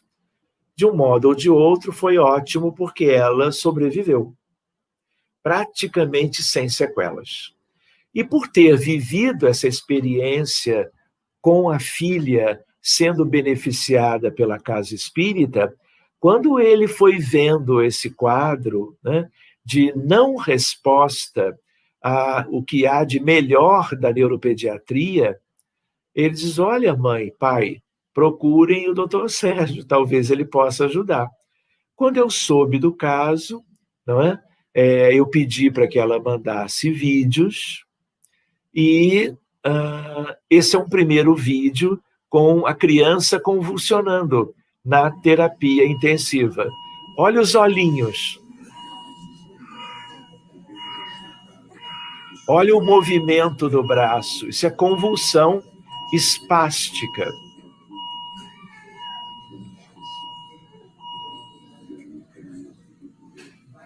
Uma atrás da outra, 30 a 40 por dia.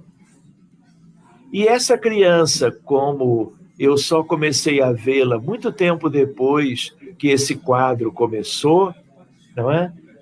Eu também queria, de algum modo, que a criança recebesse a fluidoterapia. Abrimos, era guerra, era uma coisa diferente, eu vou até comentar com vocês. E aí eu, quando ia para o grupo espírita, no mesmo bairro do hospital, eu ia um pouco antes, meia hora antes, encontrava os pais e a avó e fazia uma prece na beira do leito e impunha as mãos numa ideia de uma fluidoterapia, privilegiando a parte cefálica, mas para o corpo inteiro. E eram 2 vezes por semana, durante mais ou menos 3 semanas, após o primeiro atendimento pela reunião de desobsessão. O que foi constatado?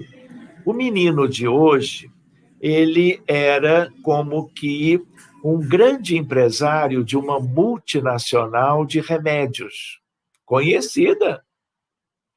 E ele, no afã de descobrir remédios e de ver a empresa enriquecendo, crescendo cada vez mais, ele, agindo de certa maneira bem equivocadamente, para não dizer mais, ele autoriza pesquisas de remédios e substâncias ainda sem as etapas prévias para se usarem em seres humanos. Aonde isto? Em país pobre da África, para que ninguém soubesse. Vejam só. Meus amigos, era um drama.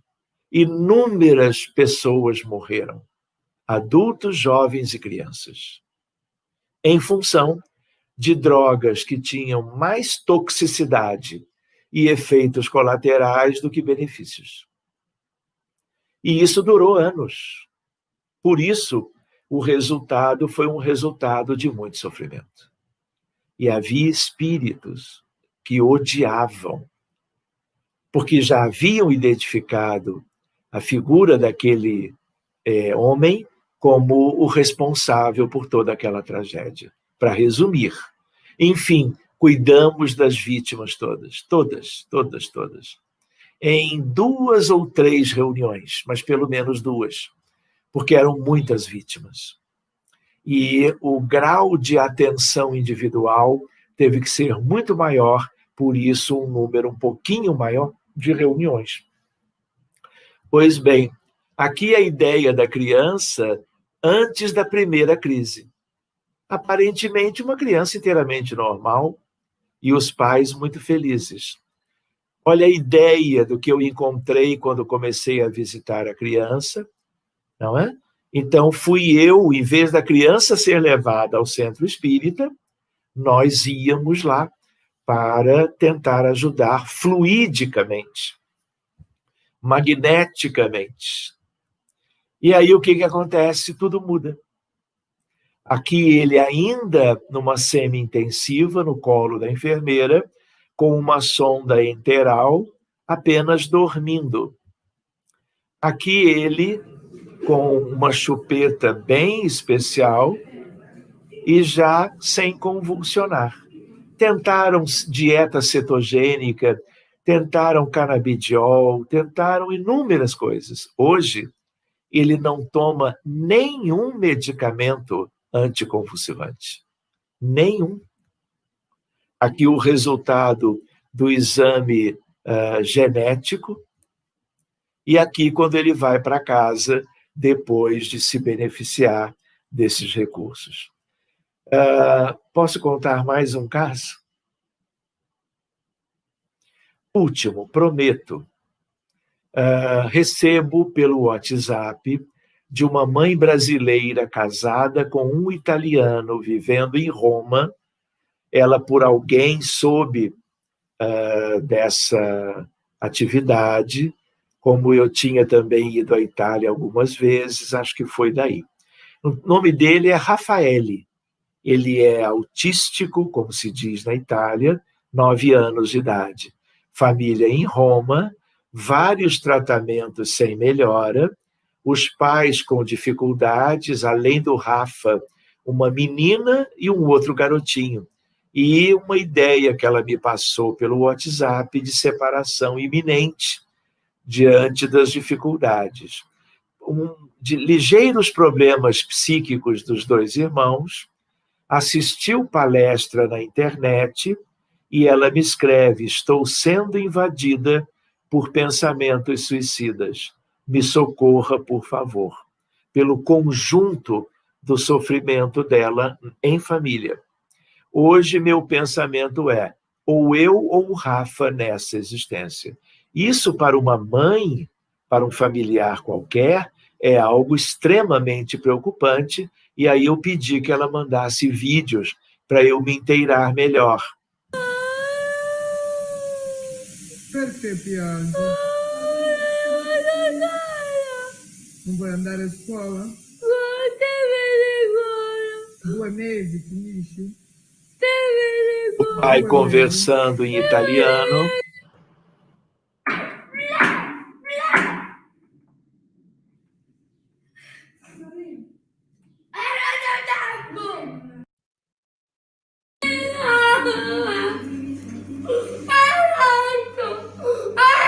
Seu pai. Per meritarsi il gelato, bisogna essere bravi. Passeio de carro.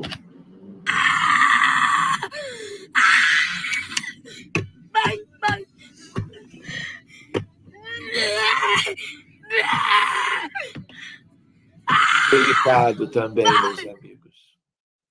E aí fizemos o atendimento que carecia, guerra. Cuidamos do cenário todo, né?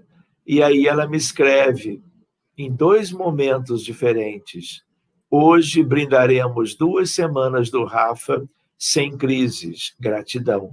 E mais um tempinho depois, já chegamos de novo a 2 outras semanas do Rafa sem crise. Então, o que acontece? Como eu ia para a Itália de novo, para um evento entre médicos, profissionais de saúde e espíritas e espiritualistas, eu falei, quem sabe eu aproveito que o evento é em Padova, que é Pádua, na Itália, e aí eu pedi assim, mãe, então se ele melhorou tanto, grava um vídeo para mim, que aí eu vou mostrar, não em Roma, mas em Pádua, que é para onde eu estou seguindo agora.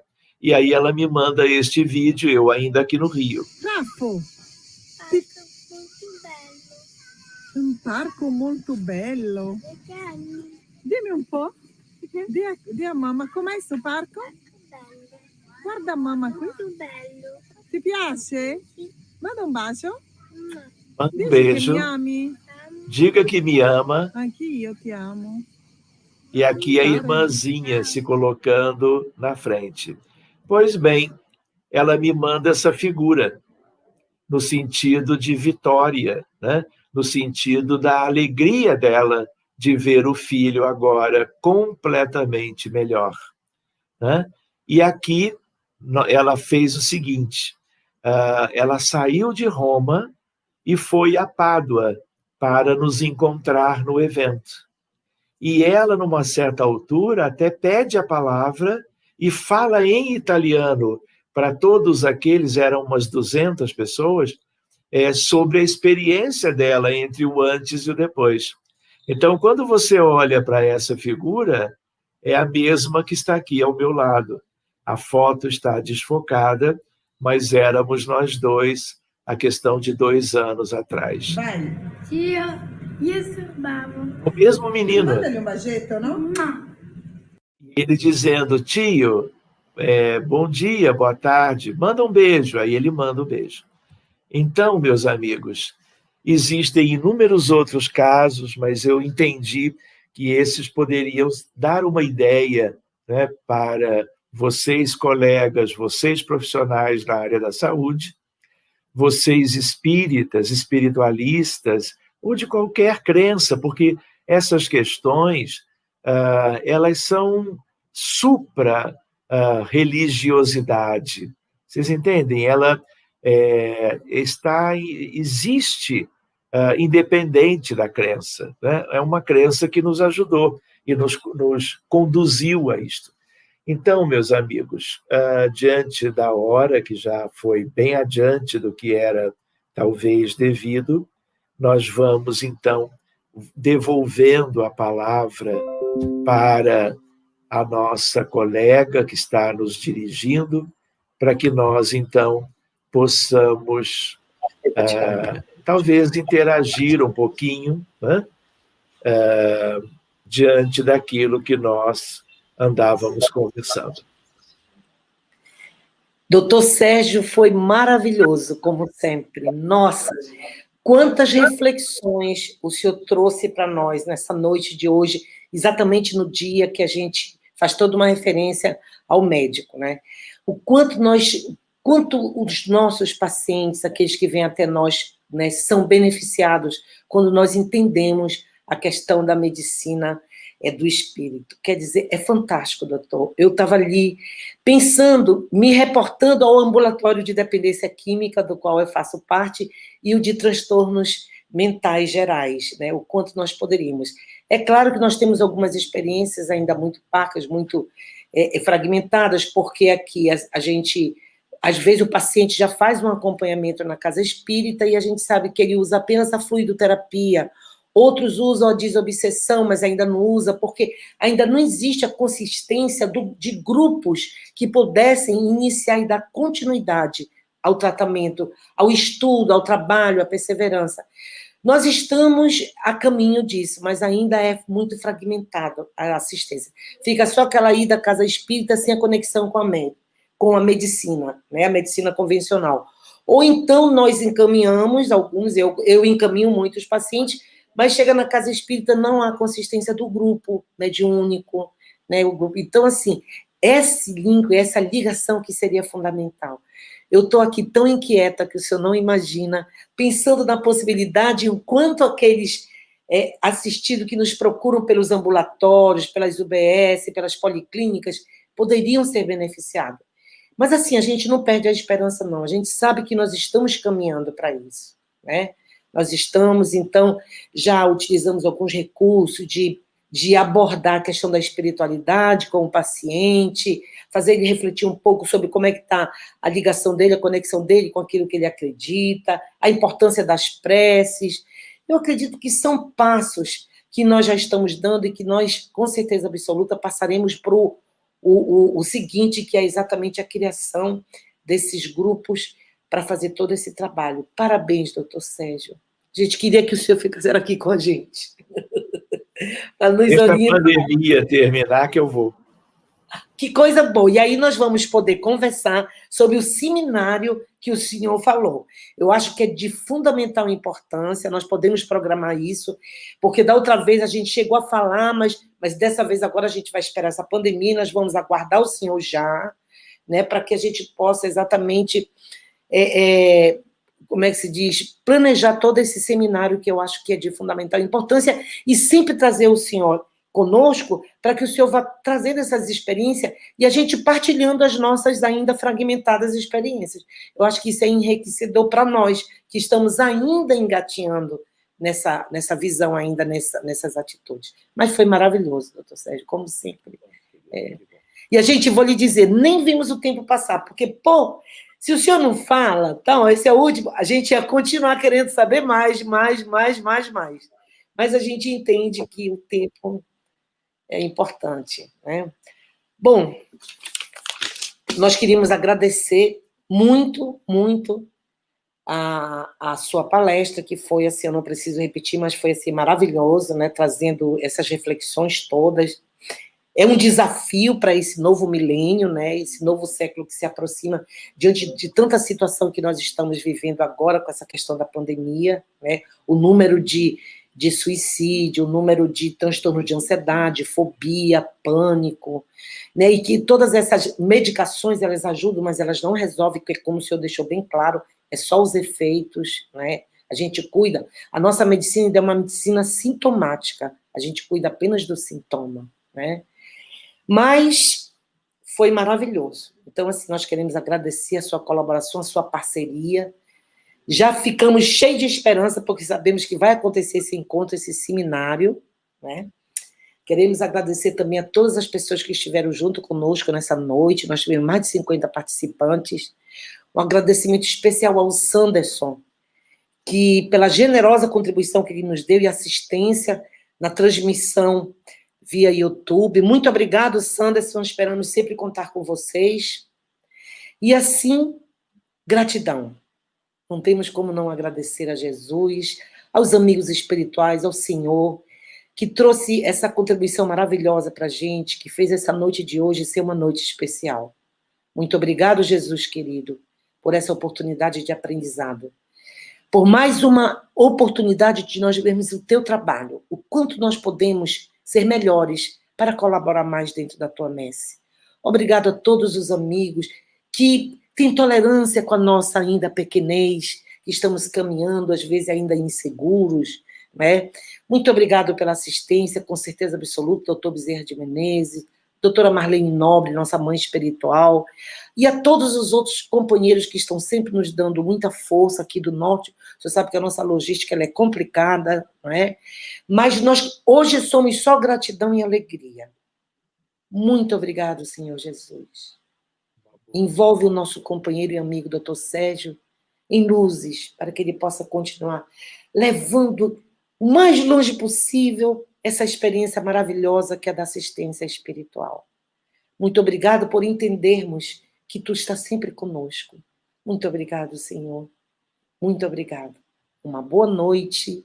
Sinta-se abraçado pela AME Manaus com muito carinho e que muito breve nós estaremos de novo juntos, compartilhando e ficando assim, embevecidos com a sua experiência. Muito obrigada e boa noite a todos. Boa noite a todos vocês e muito obrigado por tudo, viu? Uma boa semana e em breve nos vemos. Com certeza. Bye, bye. Bye, bye. Gratidão.